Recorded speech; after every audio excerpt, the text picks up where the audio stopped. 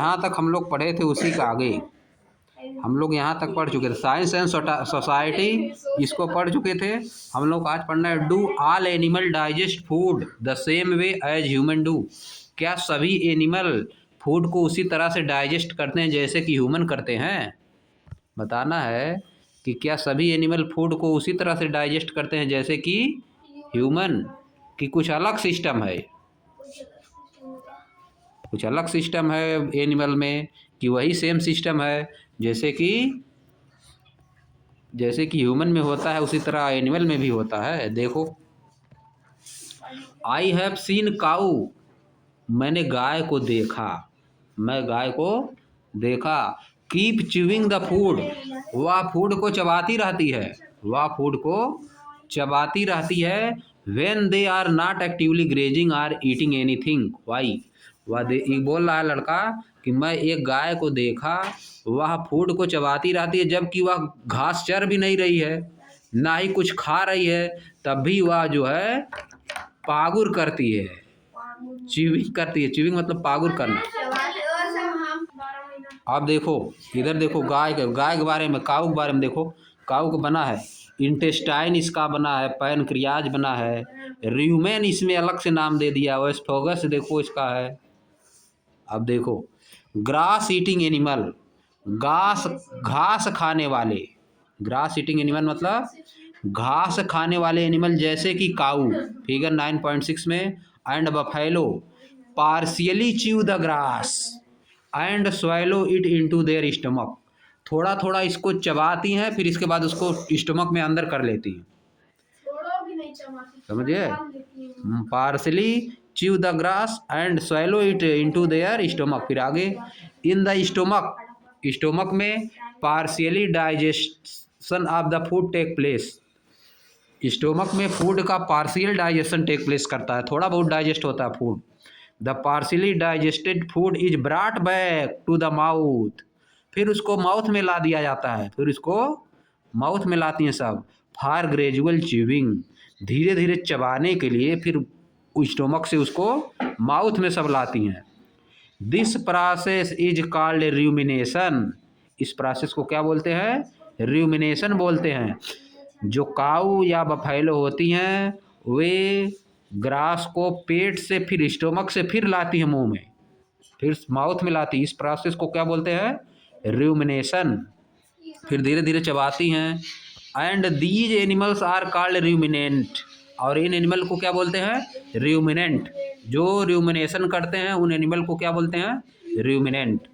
आप देखो आगे, a cow spend about 8 hours a day, एक गाय प्रतिदिन 8 घंटा समय बिताती है जस्ट च्यूइंग द फूड, केवल फूड को चबाने में, अंदर से लाके बाहर चबाने में, पागुर करने में 8 घंटा बिताती है। The thoroughly chewed food again passes down the alimentary canal for further digestion, इसके बाद जो भोजन चबा चुकी है उसको कहाँ कर दिया जाता है? एलिमेंट्री कैनाल में, एलिमेंट्री कैनाल में डाइजेशन के लिए एलिमेंट्री कैनाल में आगे भेज दिया जाता है। देखो बना है digestive system of ruminant, digestive system of ruminant. Ruminant मतलब जो र्यूमिनेशन करता है, र्यूमिनेशन यानी फूड को पेट में से फिर बाहर निकाल के फिर चबाएगा। आगे देखो बर्ड्स के बारे में, देखो बर्ड्स के बारे में क्या बता रहा है।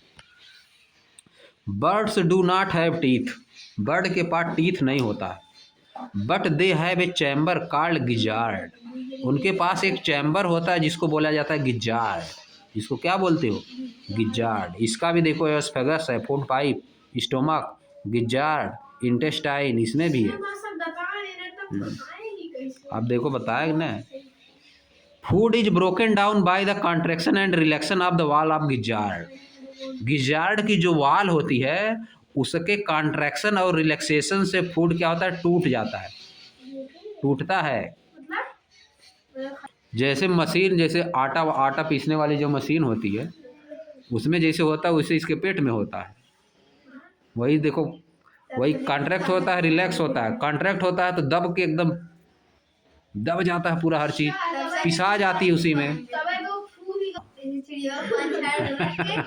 अब आगे देखो, अब देखो, often with the help of grit, देखो यहाँ पे लिखा है often with the help of grit small stone that the bird swallow, often with the help of grit that the bird swallow, किसकी हेल्प से, किसके हेल्प से, ग्रिट की हेल्प से, जिसको जो बर्ड जो है swallow करती है। Gizzard often with the help of grit small stone that the bird swallow, जिसको बर्ड घोंट जाती है, जिसको बर्ड घोंट जाती है। आगे देखो, दिस शो दैट, यह दिखाता है animal exhibit variation in structure and function of alimentary canal to adapt to different way of digesting different kind of food, यह दिखाता है कि एनिमल में वेरिएशन होता है स्ट्रक्चर और फंक्शन में, एलिमेंट्री कैनाल के स्ट्रक्चर और फंक्शन में डिफरेंस वेरिएशन होता है टू एडाप्ट करने के लिए different way of digestion different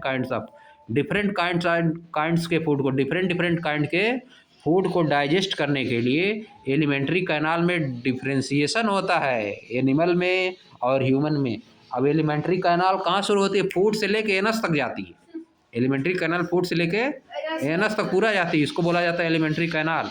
सब में एलिमेंट्री कैनाल अलग अलग है सिस्टम। आगे देखो, वी हैव लर्न, हम सीख चुके हैं, हम जान चुके हैं, दैट माने कि the nutrients from digested food से न्यूट्रिएंट आर कैरीड, ले जाए जाते हैं to different parts of the body के डिफरेंट पार्ट में। Some of the nutrient help build and repair the body, कुछ जो है क्या करते हैं, बॉडी को रिपेयर करने में, बनाने में खर्च हो जाते हैं, हेल्प करते हैं। वाइल अदर, जबकि अदर जैसे कि sugar are broken down inside the body to release energy, या शरीर के अंदर तोड़े जाते हैं, शरीर के अंदर तोड़े जाते हैं। कौन तोड़ा जाता है, शुगर, स्मॉल पार्ट में तोड़ दिया जाता है, इससे क्या निकलती है, हाँ शुगर, चीनी, कार्बोहाइड्रेट, समझे, कार्बोहाइड्रेट शुगर में ज़्यादा पाया जाता है ना कार्बोहाइड्रेट, इसको तोड़ दिया जाता है, छोटे छोटे पार्ट में तोड़ के ब्लड में से सोख लिया जाता है।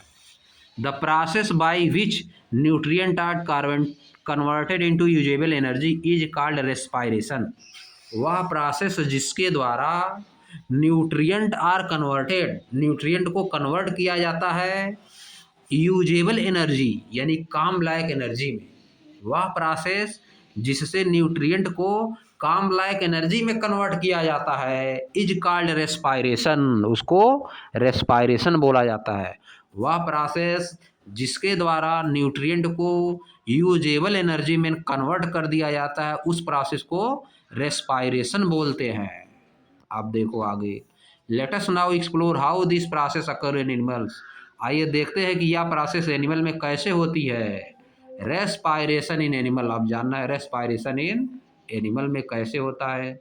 अब देखो, वी लर्न, हम सीखे, इन ग्रेड 6 चैप्टर का क्या नाम है, living creature exploring there characteristic, chapter 6 grade 6 में हम इस चैप्टर में सीख चुके हैं living creature exploring there characteristic में कि क्या सीख चुके हैं, that all living being is respire, कि सभी जो जीवित लोग हैं वे क्या करते हैं, सांस लेते हैं, रेस्पायर करते हैं। Is the process of respiration the same in all animal, क्या प्रोसेस रेस्पायरेशन का प्रोसेस सभी एनिमल में एक ही तरह है। Let us first understand the process of respiration in human, आइए सबसे पहले ह्यूमन में रेस्पायरेशन कैसे होता है इसको समझते हैं, इसको समझते हैं। तो आ जाओ देखो कैसे होता है रेस्पायरेशन इन ह्यूमन, ह्यूमन में रेस्पायरेशन। अब देखो, वी नो दैट, हम जानते हैं, हम जानते हैं, वी ब्रीथ, हम सांस लेते हैं, इनहेल मतलब सांस अंदर लेना, इनहेल मतलब सांस अंदर लेना, ब्रीथ इन को बोला जाता है इनहेल यानी सांस अंदर लेना, एंड ब्रीथ आउट एक्सहेल यानी सांस बाहर करना, air continuously to obtain oxygen and release carbon dioxide, हम जानते हैं कि हम हवा को अंदर लेते हैं और हवा को बाहर करते हैं लगातार ऑक्सीजन को लेने के लिए और कार्बन डाइऑक्साइड को छोड़ने के लिए, निकालने के लिए, ऐसा काम हम लोग करते रहते हैं। How is this oxygen use in the body? यह ऑक्सीजन बॉडी में कैसे यूज की जाती है, कैसे यूज होती है? Are breathing and respiration different? क्या ब्रीथिंग और रिस्पायरेशन दोनों अलग अलग है? लेट अस फाइंड आउट, आइए जानते हैं, आइए कुछ प्राप्त करते हैं कि दोनों अलग अलग, दोनों एक ही हैं। How do we breathe? हम कैसे ब्रीथ करते हैं? देखो, the process of inhaling and exhaling is called breathing. The process of inhaling and exhaling air is called breathing. यानी एयर को अंदर लेने और एयर को बाहर निकालने की प्रोसेस को क्या बोलते हैं? ब्रीथिंग बोलते हैं। It is difficult to live without food और a week for a week. बिना फूड के एक सप्ताह तक जीवित रहना बहुत मुश्किल है। बिना फूड के एक सप्ताह तक जीवित रहना बहुत मुश्किल है। विदाउट वाटर, बिना वाटर के, फॉर ए डे, बिना वाटर के एक दिन जीना मुश्किल है। बिना फूड के एक सप्ताह जीना मुश्किल है, और बिना वाटर के एक दिन जीना मुश्किल है। आर टू, एक या 2 दिन जीना बहुत मुश्किल है। बट विदाउट ब्रीथिंग, लेकिन बिना सांस लिए, वी एजुअली can not survive more than few minute. प्रायः हम केवल 1-2 मिनट से ज़्यादा सर्वाइव नहीं कर पाएंगे। बिना सांस लिए हम 1-2 मिनट से ज़्यादा सर्वाइव नहीं कर पाएंगे। Why is that? ऐसा क्यों है? वाई इज दैट मतलब ऐसा क्यों है? All of us are alive, हम में से सभी जिंदा हैं। बिकॉज वी ब्रीथ, क्योंकि हम सांस लेते हैं। नॉट जस्ट ह्यूमन, ना केवल ह्यूमन, ना केवल आदमी, plants and other animal also breathe, plant और दूसरे एनिमल भी ब्रीथ करते हैं। But how do we breathe? लेकिन हम कैसे ब्रीथ करते हैं? आओ देखो, just as food follow a specific pathway in digestive system, जैसे कि फूड डाइजेस्टिव सिस्टम में एक निश्चित रास्ते का पालन करता है, एक निश्चित रास्ते से होकर जाता है। Our body also has a specific system for breathing and respiration, हमारी बॉडी में ब्रीथिंग और रेस्पायरेशन के लिए भी वही सिस्टम है जो कि डाइजेशन सिस्टम के लिए था। वही वाला काम रेस्पायरेशन सिस्टम के लिए भी उसी तरह से है। देखो क्या है, our body also has specific system for breathing and respiration, this is called respiratory system. इस सिस्टम को क्या बोलते हैं? रेस्पायरेटरी सिस्टम, जो ब्रीथिंग में और रेस्पायरेशन में हेल्प करता है। The respiratory system consist of various part as shown in figure 9.8। Respiration system में बहुत से पार्ट होते हैं जिनको फिगर 9.8 में दिखाया गया है। अब देख लो फिगर 9.8, अब एक एक करके बताएगा सबके बारे में। देखो, इन दिस सिस्टम, इस सिस्टम में the exchange of gases follow specific pathway. इस सिस्टम में गैस जो होती हैं, गैसेज, वे एक निश्चित रास्ता फॉलो करती हैं। Exchange of gas follow specific pathway, the pathway through which the air is inhaled and exhaled involve various part of the respiratory system. वह रास्ता, जिस रास्ते से एयर अंदर ली जाती है और बाहर की जाती है, उसमें बहुत से रेस्पायरेटरी सिस्टम के बहुत से पार्ट इन्वॉल्व होते हैं। Assisting in the process of breathing and respiration, या ब्रीथिंग और रेस्पायरेशन के सिस्टम में असिस्ट करते हैं। असिस्ट मतलब असिस्ट और हेल्प दोनों एक ही बात। आगे देखो, हाँ, the respiratory system begins with pair of nasals opening called nostril. जो रेस्पायरेटरी सिस्टम है, बिगिंस मतलब शुरुआत होता है। The respiratory system begins with, respiratory system के साथ शुरुआत होता है। किसके साथ? A pair of nasal opening called nostrils. दो पेयर से, एक पेयर, दो मतलब एक पेयर रहेगा तो 2 ठुरावे करेगा। ए पेयर ऑफ नसल ओपनिंग, जिनको क्या बोलता है? नोस्ट्रिल्स बोल रहा है। थ्रू विच, जिसके द्वारा we inhale and exhale air, जिनके द्वारा हम हवा अंदर लेते हैं, एयर अंदर लेते हैं और बाहर करते हैं। देखो बना हुआ नोस्ट्रिल, 2 ठे इसमें होल होता है, एक से लिया जाता है सांस अंदर, एक से बाहर किया जाता है। आगे देखो, the inhale air passes into a pair of small passage called nasal passage. जो अंदर ली गई एयर है वह पास होती है into a pair of small passage, एक पेयर स्मॉल पासेज से होकर पास होती है, जिसको क्या बोला जाता है? नसल पासेज। जिसको क्या बोलते हो? नसल पासेज, उससे होकर गुजरती है। फिर आगे, have you notice tiny hair inside your nostril? क्या आप अपनी कभी नाक के अंदर, नोज के अंदर छोटे छोटे हेयर्स को कभी नोटिस किया है? हाँ, तो ये क्या करते हैं देखो, these hairs, a hair along with mucus, mucus के साथ, help trap dust and dirt from the air. हाँ, ये ट्रैप कर लेते हैं, डस्ट और डर्ट को ट्रैप कर लेते हैं। वी ब्रीथ इन, जब हम सांस लेते हैं तो हवा के साथ जो है डर्ट और डस्ट भी जाता है, वह उनको ट्रैप कर लेते हैं, उनको रोक लेते हैं, ट्रैप कर लेते हैं, अंदर नहीं जाने देते हैं, नहीं फेफड़ा में पहुंच जाएगा तो।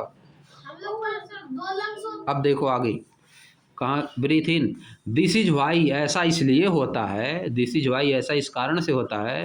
We should breathe through the nose, हम सांस लेते हैं अपने नोज से, and not through the mouth, हम माउथ से सांस नहीं लेते हैं। From the nasal passage, nasal passage से the air reaches our lungs, हमारे लंग्स में पहुंचती है। थ्रू द विंड पाइप, किसके द्वारा? विंड पाइप से होके, विंड पाइप से होके।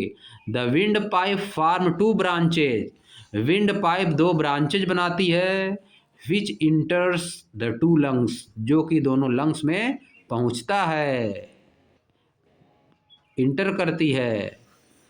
इन द लंग्स, लंग्स में, these branches further divided into smaller and फाइनर branches, ये ब्रांचेज छोटे छोटे पतले पतले ब्रांचेज में डिवाइड हो जाती हैं। End in small balloon like sacs called alveoli, और स्मॉल बैलून लाइक सैक्स में ये इंड होती हैं, इनको क्या बोलते हैं? एल्वोली बोलते हैं। जो स्मॉल बैलून लाइक सैक्स है उनको क्या बोलते हैं? Alveoli, alveoli. फिगर 9.8 में दिखाया गया है सब। Our lungs are protected by the rib cage, हमारा लंग्स एक केज द्वारा, एक पिंजड़े द्वारा प्रोटेक्ट रहता है, जिसका नाम है रिग केज। जिसका क्या नाम है? Rig cage. अब फिगर में देखो, रिब केज है, देखो नोस्ट्रिल्स बना है, नोस्ट्रिल से इसके बाद नसल पासेज में जाके एयर आएगी, विंड पाइप में आ जाएगी, समझ गए? अब देखो, अब देखो इसको बगल में क्या बोला जा रहा है? एल्वोली साइड बोला जा रहा है, लेफ्ट लंग यह है, फिर इधर राइट लंग है, फिर रिब केज है, रिब केज में एयर, फिर क्या है? डायाफ्राम है, ऐसे सब बना हुआ। डायाफ्राम, डायग्राम नहीं, ह्यूमन रेस्पिरेटरी सिस्टम है ये। क्या है? ह्यूमन रेस्पिरेटरी सिस्टम, समझिए? आप देखो, साइंस एंड सोसाइटी, पकड़ पाए इसको नहीं पूरा? आगे वाला देखो, science and society, science and society के बारे में क्या लिखा है? क्या लिखा है?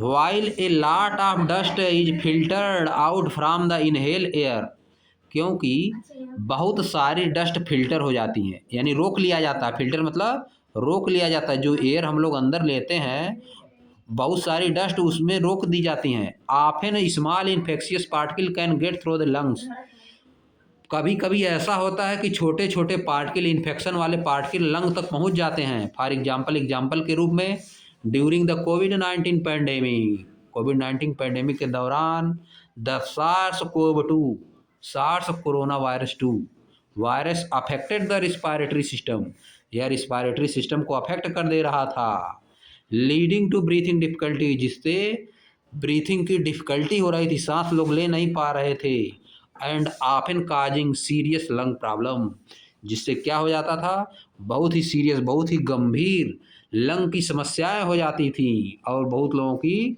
डेथ भी हो जाती थी, समझ गए? अब देखो, इसको एक बार समझ लो, एयर पहले कहाँ जाएगी? नॉस्ट्रिल में, कहाँ जाएगी? नॉस्ट्रिल में, जिसमें ए पेयर ऑफ क्या होता है? नसल, ए पेयर ऑफ नसल ओपनिंग, उससे होके नॉस्ट्रिल में जाती है। फिर नॉस्ट्रिल से होके नसल पासेस से होते हुए, नसल पासेस से होते हुए फिर विंड पाइप में, फिर विंड पाइप से होते हुए धीरे धीरे कहाँ चली जाएगी? इनविजिबल हो गया, लेकिन हम लोग देख लेंगे। इनविजिबल हो गया। सर इनविजिबल हो गया है, चश्मा लगाना पड़ेगा। अब वो देखो इसे चला जाता विंड पाइप में, विंड पाइप से लेफ्ट लंग राइट लंग में सब चला जाता है। डायफ्राम बना हुआ है, ये सब है ह्यूमन रिस्पायरेटरी सिस्टम। चलो आज ही ख़त्म कर देते हैं, कल शुरू करेंगे हम लोग आगे से। लेट अस अंडरस्टैंड आगे।